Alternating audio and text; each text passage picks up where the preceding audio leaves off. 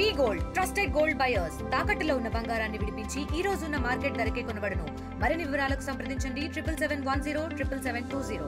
ప్రతి ఒక్కరు కూడా ఎప్పుడెప్పుడా అని ఎదురు చూస్తున్నట్టు విజయవాడ ఉత్సవకు సమయం ఆసన్నమైంది. రేపు సాయంత్రం అంగరంగ వైభవంగా ఈ కార్యక్రమం ప్రారంభమవుతుంది. పొన్నమఘాట్లో పరిస్థితులను ఏర్పాట్లను ఎంపీ చిన్ని దగ్గరుండి పరిశీలించారు. ఒకసారి మనతో ఎంపీ చిన్నని మాట్లాడదాం. సార్, ఎట్లా జరుగుతున్న ఏర్పాట్లు ఏం చెప్తారు? మీరే చూశారు నగరం అంతా విద్యుత్ దీపాలంకరణ చేసాం. చక్కగా రాత్రిపూట చూస్తే నగరం మెరిసిపోతుంది.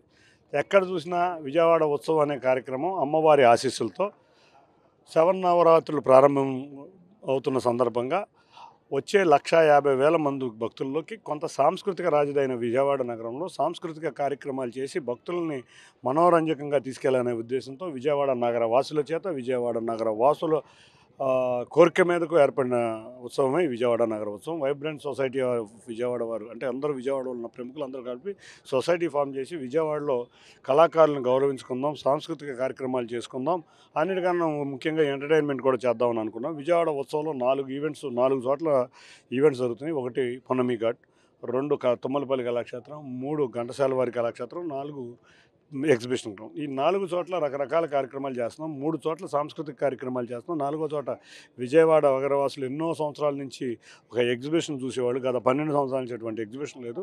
అటువంటి ఎగ్జిబిషన్ కూడా రివైవ్ చేసి తప్పకుండా విజయవాడ నగరవాసులే కాదు అమ్మవారి భక్తులు కూడా వచ్చి వెళ్ళే విధంగా చేస్తున్నాం.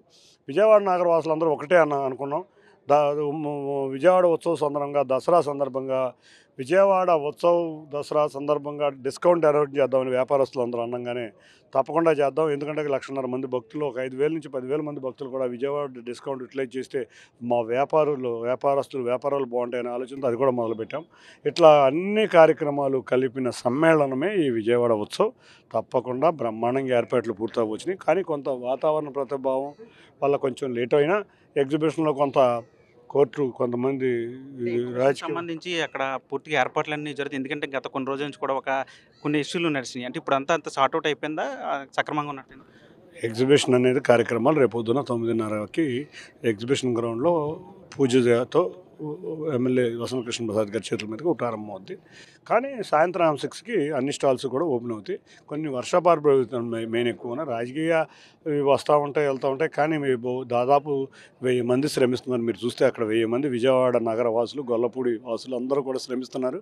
అందరూ కూడా ఈ విజయవాడ ఉత్సవాన్ని ప్రతిష్టాత్మకంగా తీసుకుని విజయవాడ ఉత్సవాన్ని విజయవంతం చేద్దాము. తప్పకుండా 1-2 రోజులు అంటే ఎక్కడన్నా ల్యాగ్ ఉన్నా కూడా కొన్ని షాప్స్ కానీ 1-2 రోజుల్లో అది స్టార్ట్ అవుతుంది. మిగతా చోట్ల ఈవెంట్లు అయితే మాత్రం యథావిధిగా సాయంత్రం 6 నుంచి ప్రారంభం. పక్క ఈ 10 రోజుల పాటు 11 రోజుల పాటు దసరా ఉత్సవాలు జరుగుతున్నాయి. 1,00,000 మంది భక్తులు వస్తారని చెప్తున్నారు. మరోవైపు ఇటు సెలబ్రిటీలు కావచ్చు, ప్రముఖులు కావచ్చు, చాలామంది వస్తున్నారు. అంటే ఒక ట్రాఫిక్కి సంబంధించి అంటే అటు దసరా కమిటీకి సంబంధించి ఏమైనా చర్చలు జరిపారా? దానికి సంబంధించి ఎట్లాంటి ఏర్పాట్లు చేస్తారు? 9 మీటింగ్లు వేసుకున్నాం ఇప్పుడు దాకా. కంబైన్డ్ మీటింగ్లు వేసుకున్నాం. ప్రజాప్రతినిధులు, ఆఫీసర్స్ వేసుకున్నాం. తర్వాత ఉత్సవ కమిటీ వారితో కూడా వేయటం జరిగింది. అందరూ కూడా ఎక్కడెక్కడ ట్రాఫిక్ పెట్టుకోవాలి, ఎక్కడ డైవర్షన్ చేసుకోవాలి, వెస్టర్న్ బైపాస్ని ఎక్కడెక్కడ యూటిలైజ్ చేసుకోవాలి. ఈ ఎగ్జిబిషన్ ఉంటే మ్యాక్సిమం ట్రాఫిక్ వెస్టర్న్ బైపాస్ లేకపోతే 200 అడుగుల రోడ్డు అయినా రోడ్లోంచి వెళ్ళిపోతారు. కాబట్టి ఎగ్జిబిషన్ ట్రాఫిక్ అయితే అమ్మవారి భక్తులు అయితే వరకే ఇక్కడి నుంచి ఎగ్జిబిషన్కి వెళ్తారు.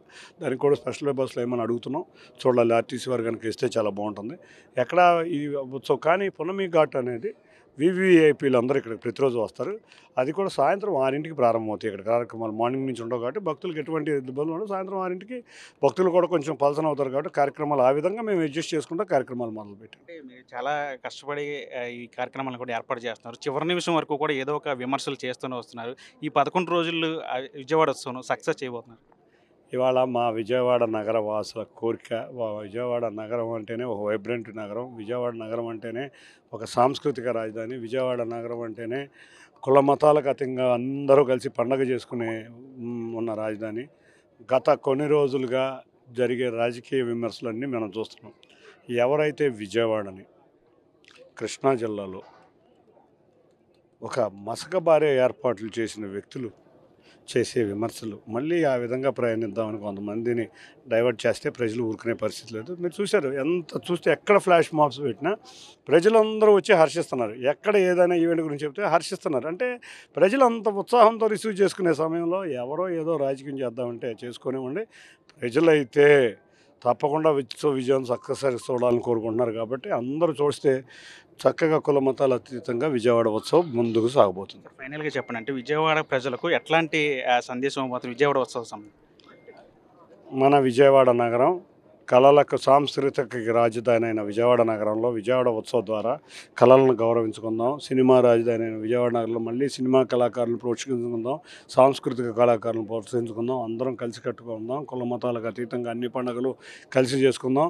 ఏదైనా వ్యాపారాలు బాగుండాలంటే ఏదైనా ఇటువంటి ఉత్సవాలు ఇటువంటివి ఉంటేనే, మనం చూస్తే మైసూరు చూసినా, కలకత్తా చూసినా, అహ్మదాబాద్ చూసినా దసరా ఉత్సవాల్లో కొన్ని లక్షల మంది భక్తులు వచ్చి వ్యాపారాలు అందరూ కూడా చాలా బాగుంటాయి. మొన్నే చూసాం కుంభమేళా ద్వారా ఆ రాష్ట్రానికి సుమారు 4,000 కోట్ల ఆదాయం వచ్చిందంటే చాలా ఆశ్చర్యకరమైన రీతిలో ఉంటుంది. ఇటువంటి ఉత్సవాలు ప్రారంభం విజయవాడ ఉత్సవం దసరా సంబంధంగా. ఇటువంటి ఉత్సవం ద్వారా విజయవాడ నగర అభివృద్ధి, ఆర్థిక అభివృద్ధి, విజయవాడ వ్యాపారుల అభివృద్ధి, అంతేకాకుండా విజయవాడ అంటే వస్తే ఇక్కడ చాలా బాగుంటుందని వచ్చే సందర్శకులకు అందరికీ చక్కటి ఆతిథ్యం ఇవ్వద్దాం. తప్పకుండా విజయవాడ ఉత్సవం ద్వారా విజయవాడ ప్రతిష్టని దేశ విదేశాల్లో నిరూపించుకుందాం.